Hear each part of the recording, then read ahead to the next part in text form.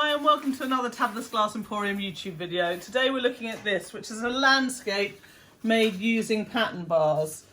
It's quite hard to see at this time because it's quite busy and it's got quite a lot going on, but this here, the water is a pattern bar. These are all pattern bars at the top and there's pattern bars at the bottom. I'm just going to turn it around so that you can see the pattern bars more clearly. It's a great piece because it's kind of reversible. You can look at it both sides.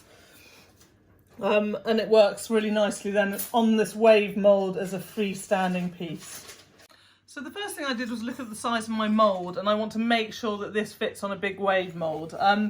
So I know that the big wave mould is about the width of this kiln shelf, so as long as I don't go bigger than that, I'll be fine. I also don't want it much smaller.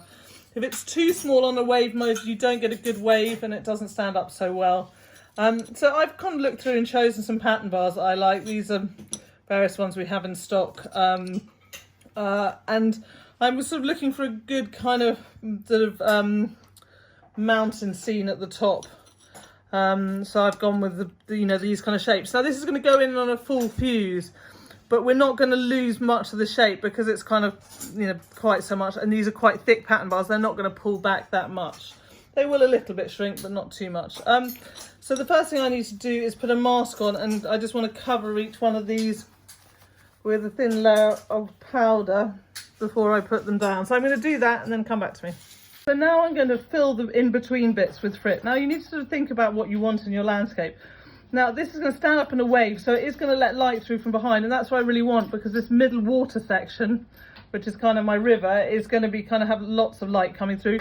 And some of the pattern bars, which are mountains, will also have light through, as will maybe some of the frit. Now I'm going to start filling by the river, and I'm using this, it's the white and brown streaky extra large coarse frit.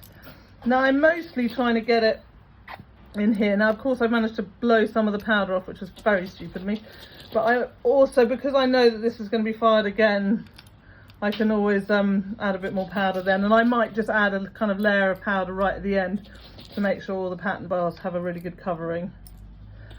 So this is kind of my starter thing, thinking that this side of the river, it's got lots of nice stones, but it's, we're going abstract, guys, here. We're not trying to make it look exactly, particularly for the first firing. I just sort of want to kind of get the kind of main bits in. I'm not worrying if bits are falling on top of the pattern bar. There might be stones in the river.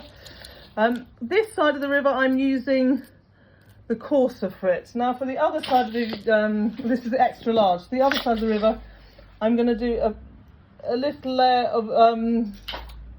of the coarse, so it's slightly smaller size. If you think of your perspective,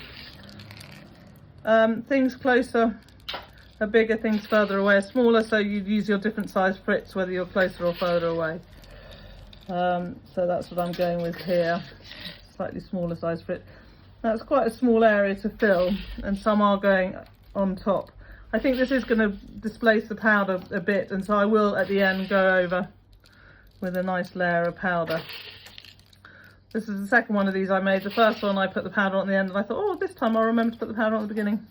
I think it was probably sensible to put it on at the end.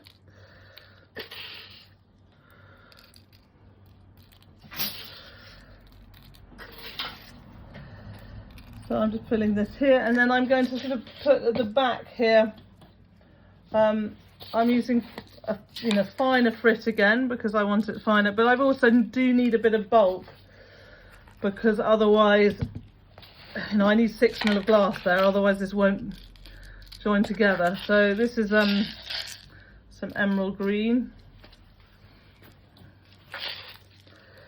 a bit of that. I'm going to use some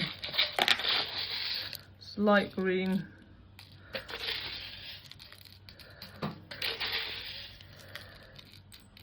as well.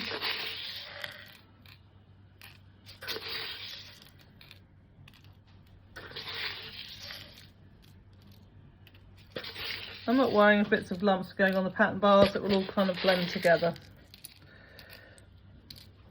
So that's that. Then I'm going to put some of the finer frit on top to sort of blend it down a bit.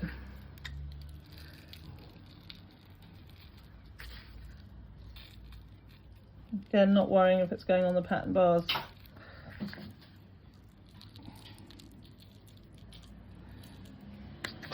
You need to sort of make sure you've got enough glass in there to fill the holes, otherwise you'll end up with holes when it's fully fused.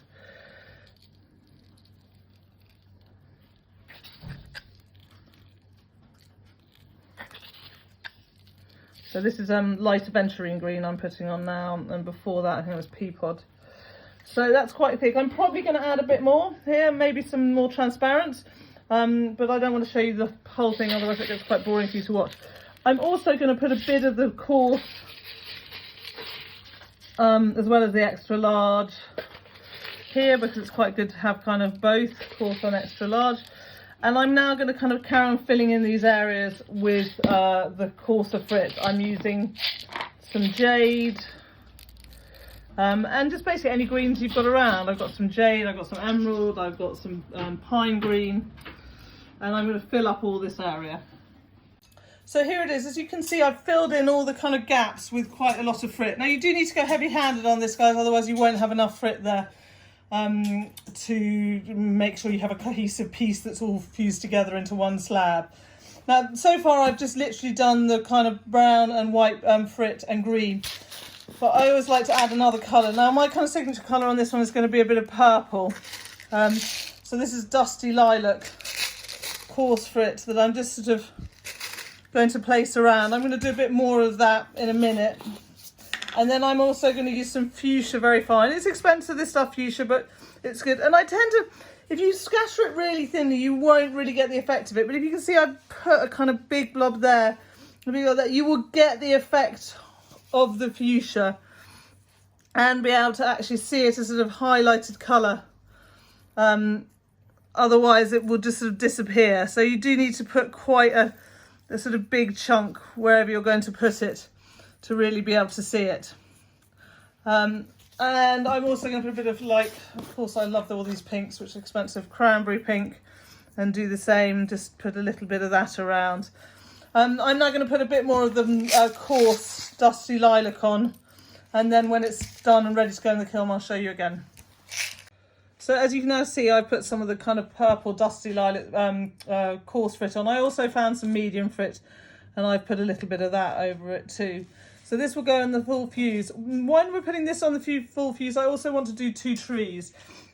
So I kind of measured out my trees. Now from my test sample, my trees went quite over the edge of the pattern bar, and then when I tried to slump them, they broke. So now I'm going to try and keep them much more inside the pattern bars and just have them coming out off a bit.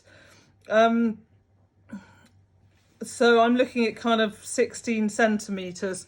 So I've sort of mapped out about sort of 16 centimetres here.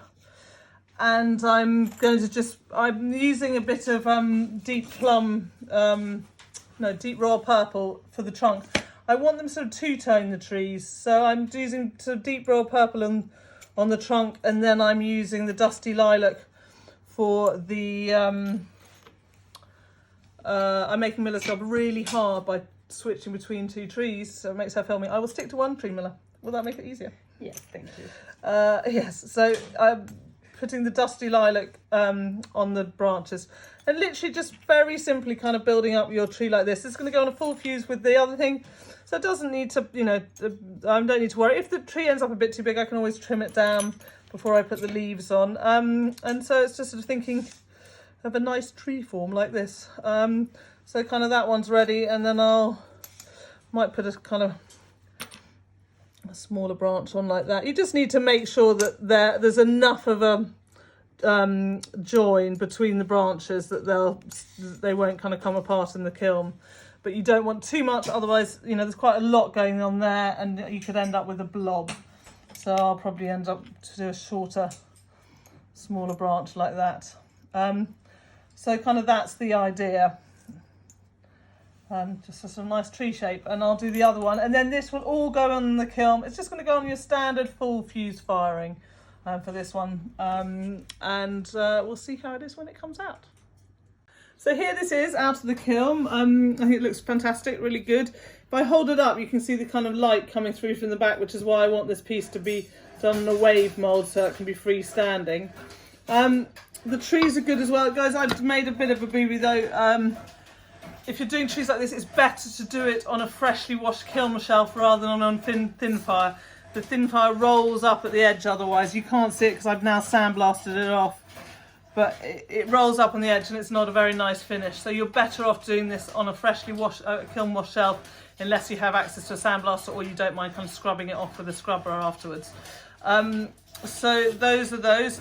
I'm going to put those. Now, the thing about the trees I love, I kind of really like this dark and light feeling, but I kind of want to blend it up. So I'm going to use a little enamel, black enamel and a paintbrush to draw some details on the trees before I put them on the piece to sort of blend this dark with the light. So I'm going to do that now and then I'll show you what I mean.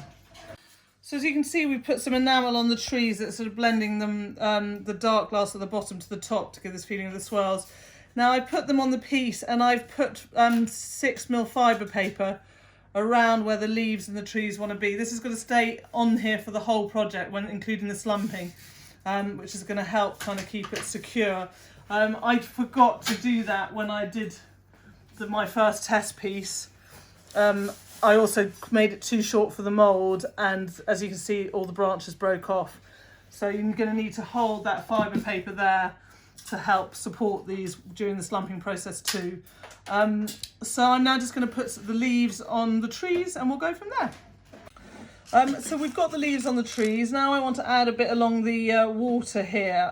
The pattern bar is pretty straight, and although we've got a bulge because I had 2 bits of pattern bar overlaying each other, I want to sort of add the kind of 3-dimensional feel now. So this is the white and brown streaky extra large, which is a great to use in landscapes. And I'm just sort of, so I'm going to use the larger pieces on this side of the river, and I'll probably use some of the smaller frit on the other side of the river. So it's sort of giving it, I'm just trying to give a feel of like maybe this is a pool of water. And I will also add some at this end to tie in this bit of water here. So I'm just going to add a few bits along the water's edge and we'll see how it looks. So you can see I've added the sort of rocks along the edge of the river. I've also added some dense white fine frit here, so kind of trying to imagine it sort of rapids here after the pool. Now I'm going to sort of add on stringers. I want to make this foreground area kind of a wildflower meadow. Now I want to keep it in line with the kind of colour schemes I'm using, so I've chosen a sort of our pink mix of flowers to go in the scheme, and just have a kind of pink mix of flowers. I just also want to add at this point, if you don't have lots of murrine or you can't afford lots of murrine, you could do the trees with frit, guys. You could just use nice coarse frit, maybe in a couple of 3 different colours, and put those on the trees. I'm going to put some little blossoms on the trees too, and maybe you could use frit and then just a few murrine flowers in them, and do it that way around. I'm lucky, I make murrine. It's a lot cheaper for me than it is for lots of you out there, so that's another option. And the same with the foreground, we're going to use murrine flowers. You can, or you can use frit, or make your own little flowers cut out. So there are other options if you don't want to use the murrine. So we're going to finish this up, and then we'll show you how it is before it goes into the kiln. So I've now put like stringers on, so I put kind of smaller ones higher up and longer ones further down. Now I like adding a bit of frit at the front.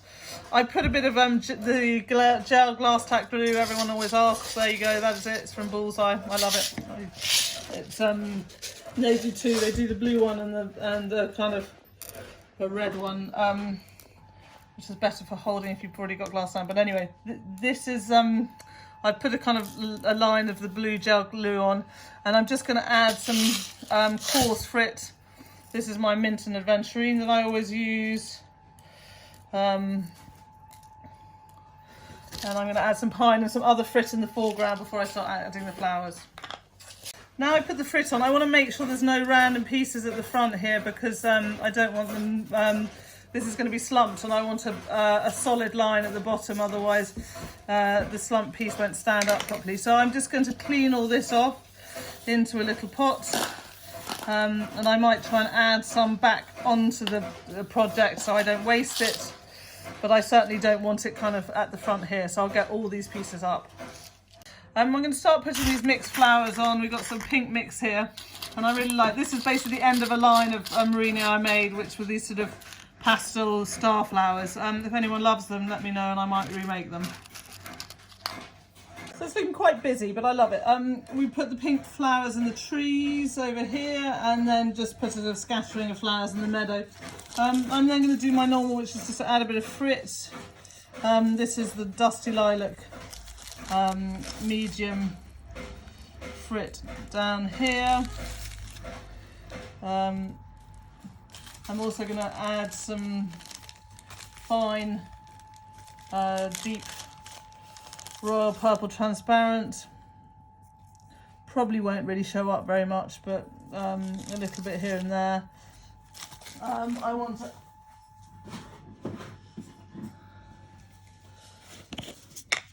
add some fuchsia. Now this is a expensive glass, but I find if I kind of add it in some small dots here and there, you can kind of see it and appreciate it, the colour. So just sort of putting it in high concentrations in little areas, and it looks really pretty. So just doing a bit of that. I'm going to also add a little bit of the coarse dusty lilac in the front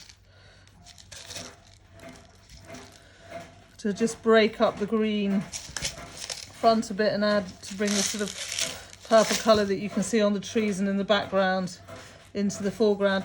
I'm not sure if you can notice at all, I've used some of our mini flowers in the background so that you get the perspective feel of some smaller and some bigger flowers, and the minis are in the background, and this other things are in the foreground. This will now go on a tack fuse, just your standard 750 tack fuse. It's going to have a really long anneal, guys. There's like lots of different layers. You've got 3mm at the bottom, actually it's slightly less than 3mm in lots of places. Then you've got another, 6mm at the bottom, 6mm of the tree, and then these leaves on top. So check the firing schedule, and then you need to anneal it per Bullseye as annealing chart. So have a look at yours if you're doing this project, and please work out your firing schedules. I'm just going to say again, guys, don't rely on mine. I make mistakes. I can't take responsibility if there is a mistake, so please check it yourself. Make sure it's appropriate for your kiln and your project. This is not, I'm not making money out of this, guys. I do it because I like doing it and I like sharing my ideas with you, but I'm afraid when it comes to the technical stuff, there are better people out there. As I said before, buy Bob Leatherbarrow's book. Everyone should buy it. It shows you about firing schedules and will help you understand it. I'll have a link below. Buy that really helps, but mine's a guideline. Please don't rely on it. Okay, this is lecture over. This will go in the kiln, and then we'll see how it is before it goes to be slumped. So here it is out of the kiln. I've carefully cleaned the back. I don't want to touch this too much because this has been fired now, and this is not great, the dust from any of this. So I'm being very careful how I'm handling it to make sure I don't disturb it. I will then put this on the wave slumping mould, and it's going to go in to be slumped. Really slow firing. Again, it's lots of levels, so it's going to have the same 3-hour anneal and very slow cool down on it. And we can see how it looks when it comes out. So here it is out of the kiln, all nicely slumped. I really love the feel of this piece. I think it's really nice with the kind of mountains poking over the top. And I don't know whether you can see from the angle Miller's filming, the light coming through. It's a little bit busy. It's weird. I think often you need to add more glass, and you do need to add more glass and kind of in scenes like this. But actually I think I could have added a little bit less. I'm just going to flip it and show you the reverse side, because in a way that's kind of nice as well. I mean, it's nice to have a two-sided piece that works both ways, but it also shows you, if you hadn't put a little less on, that it's still a really cool piece without all the extra bits I added. So it's worth thinking about that. Do you want to, don't get me wrong, I love it, and I love the feeling of it, and the light and the trees I think are beautiful. but sometimes less can be more. So it's a personal taste. You could do a simpler one without all the extra bits, or a more fancy one with all the extra bits. I hope you've liked this video, and if you have, please subscribe.